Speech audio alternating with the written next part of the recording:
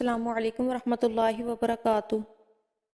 آج ہم حضرت عمر رضی اللہ عنہ کے اسلام لانے کا واقعہ بیان کریں گے۔ آپ سب سے درخواست ہے کہ اگر آپ نے ابھی تک ہمارے چینل کو سبسکرائب نہیں کیا تو ہمارے چینل کو لائک اور سبسکرائب کر دیں تاکہ ہمارے نوٹیفیکیشن بر وقت آپ تک پہنچ سکیں۔ نبی کریم صلی اللہ علیہ وسلم نے محسوس کیا کہ قریش مکہ مسلمانوں کو بے تحاشا تکالیف پہنچا رہے ہیں اور مسلمانوں میں ابھی اتنی طاقت نہیں ہے کہ وہ اس بارے میں کچھ کہہ سکیں۔ چنانچہ آپ صلی اللہ علیہ وسلم نے مسلمانوں سے فرمایا، تم لوگ روئے زمین پر ادھر ادھر پھیل جاؤ، اللہ تعالیٰ پھر تمہیں ایک جگہ جمع فرما دے گا۔ ہم کہاں جائیں؟ صحابہ کرام نے پوچھا۔ آپ صلی اللہ علیہ وسلم نے ملک حبشہ کی طرف اشارہ کرتے ہوئے فرمایا، تم لوگ ملک حبشہ کی طرف چلے جاؤ، اس لیے کہ وہاں کا بادشاہ نیک ہے، وہ کسی پر ظلم نہیں ہونے دیتا، وہ سچائی کی سرزمین ہے، یہاں تک کہ اللہ تعالیٰ تمہاری ان مصیبتوں کا خاتمہ کر کے تمہارے لیے آسانیاں پیدا کر دے۔ حدیث میں آتا ہے کہ جو شخص اپنے دین کو بچانے کے لیے ادھر سے ادھر کہیں گیا، چاہے وہ ایک بلشت ہی چلا، اس کے لیے جنت واجب کر دی جاتی ہے۔ سبحان اللہ۔ چنانچہ اس حکم کے بعد بہت سے مسلمان اپنے دین کو بچانے کے لیے اپنے وطن سے ہجرت کر گئے۔ ان میں کچھ ایسے بھی تھے جنہوں نے اپنی بیوی بچوں کے ساتھ ہجرت کی، اور کچھ ایسے بھی تھے جنہوں نے تنہا ہجرت کی۔ کفار کو جب ان کی ہجرت کا پتہ چلا تو وہ تعاقب میں دوڑے، لیکن اس وقت تک یہ حضرات بحری جہاز پر سوار ہو چکے تھے۔ وہ جہاز تاجروں کے تھے، اس طرح یہ حضرات حبشہ پہنچنے میں کامیاب ہو کے۔ کچھ عرصے بعد ان لوگوں نے ایک غلط خبر سنی، وہ یہ تھی کہ تمام قریش مکہ مسلمان ہو گئے ہیں۔ اس اطلاع کے بعد حبشہ کے بہت سے مہاجرین مکہ روانہ ہوئے۔ نزدیک پہنچ کر پتہ چلا کہ اطلاع غلط تھی۔ اب انہوں نے حبشہ جانا مناسب نہ سمجھا اور کسی نہ کسی کی پناہ حاصل کر کے مکہ میں داخل ہو کے۔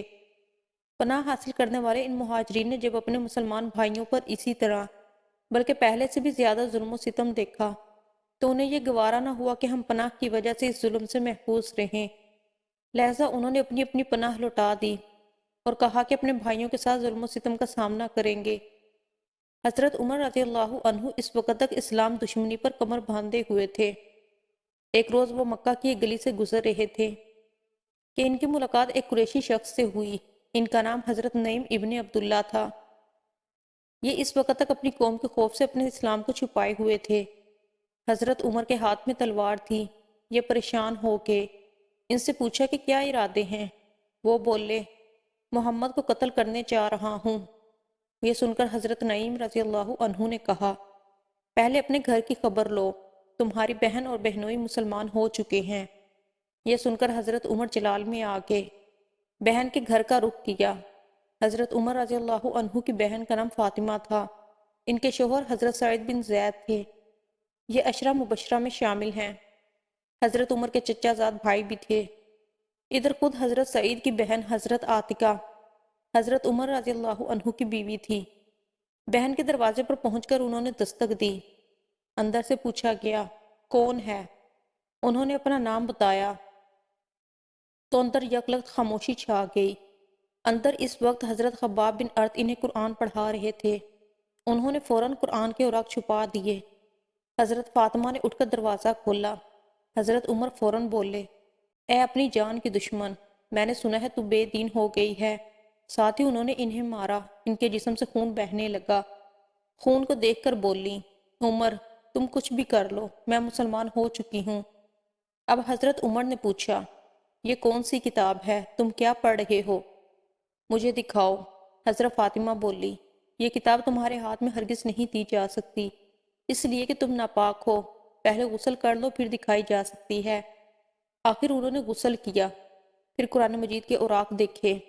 جیسے ہی ان کی نظر بسم اللہ الرحمن الرحیم پر پڑی، ان پر ہیبت طاری ہو گئی۔ آگے سورہ طٰہٰ تھی۔ اس کی ابتدائی آیات پڑھ کر تو ان کی حالت غیر ہو گئی۔ بولے، مجھے رسول اللہ کے پاس لے چلو۔ حضرت خباب بن ارت اور حضرت سعید بن زید ادھر ادھر چھپے ہوئے تھے۔ اس موقع پر وہ سامنے آگے اور بولے، اے عمر، تمہیں بشارت ہو، اللہ تعالیٰ کے رسول نے دعا مانگی تھی کہ اے اللہ، دو آدمیوں میں سے ایک کے ذریعے اسلام کو عزت عطا فرما، یا تو عمرو بن حشام یا عمر بن خطاب کے ذریعے۔ ایک روایت کے مطابق آپ نے فرمایا تھا، ان دونوں میں سے جو تجھے محبوب ہو اس کے ذریعے اسلام کو عزت عطا فرما۔ آپ صلی اللہ علیہ وسلم نے یہ دعا بدھ کے روز مانگی تھی۔ جمعرات کے روز یہ واقعہ پیش آیا۔ حضرت خباب بن ارت اور حضرت سعید بن زید انہیں دار ارقم لے گئے۔ دروازے پر دستک دی گئی۔